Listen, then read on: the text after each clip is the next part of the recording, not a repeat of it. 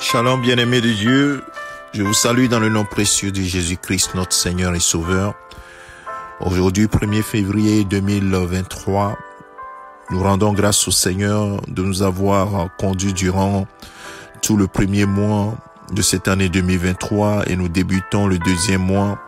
Nous voulons lui rendre toute la gloire. Seigneur, nous te bénissons, nous te rendons grâce pour ta fidélité, toi qui as veillé sur nous, nos enfants, nos foyers, nos maisons, Seigneur, nos frères, nos sœurs.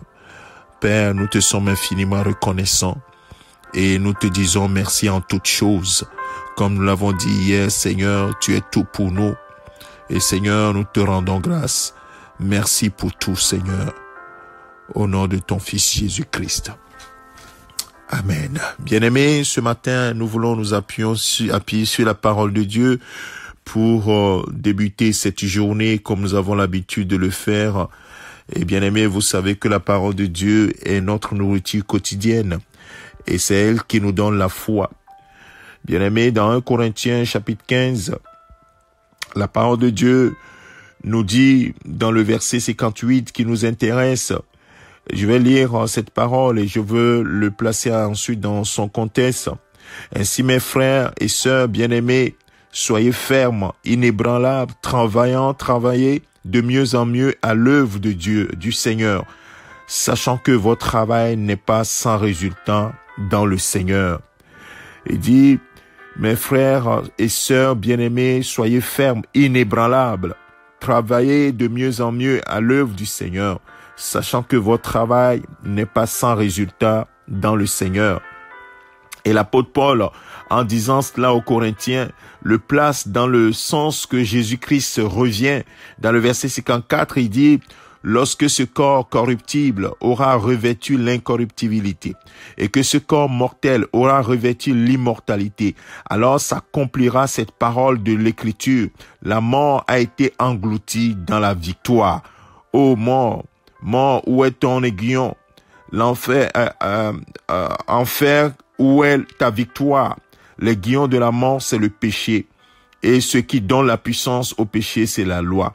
Mais que Dieu soit remercié, lui qui nous donne la victoire par notre Seigneur Jésus-Christ. Et c'est dans cette victoire que nous devons travailler de mieux en mieux pour le Seigneur, nous occuper des affaires du Père, parce que le Père s'occupe de nous, bien-aimés de Dieu. Il s'occupe de nous et nous garde pour le jour où son Fils reviendra et enlèvera son Église. Bien-aimés de Dieu, travaillez de mieux en mieux pour l'œuvre de Christ, pour l'œuvre de Dieu, pour les affaires du ciel. Investissez dans les affaires du ciel, mon frère, ma soeur. Investis ton temps dans les affaires du ciel, parce que les affaires de ce monde seront un jour englouties complètement. Nous savons que tout ce qui est dans ce monde est éphémère, mais investissons sur ce qui est éternel, parce qu'un jour, justement, notre corps corruptible qui est là, qui souffre, va revêtir l'incorruptibilité quand Christ viendra. Et c'est pour cela que nous devons avoir cette espérance et que tout ce qui nous entoure, les difficultés que nous traversons ne doivent pas nous effrayer, mais nous devons tourner les regards sur celui qui est tout pour nous, notre richesse, Christ. Christ est notre richesse, parce que Christ en nous, c'est véritablement l'espérance de la gloire. Alors que ce mois de février, mon frère, ma sœur, que tu puisses aller de mieux en mieux dans les choses de Dieu, investir ton temps de mieux en mieux dans les choses de Dieu, parce que sache que ce temps ne sera jamais un temps vain. Ce sera toujours un temps utile et le résultat sera toujours au rendez-vous pour toi-même et pour les gens pour qui tu es une bénédiction. Et je prie que ce mois de février soit un mois béni pour toi, mon frère, parce que tu es déjà béni de toutes les bénédictions spirituelles dans les lieux célestes. Alors marche dans la victoire, cette victoire que Christ a acquise déjà à la croix, et que cette victoire soit tienne chaque jour, chaque pas que tu fais, mon frère, ma sœur. Demeure ferme, demeure inébranlable dans la foi, comme l'apôtre Paul l'a dit aux Corinthiens.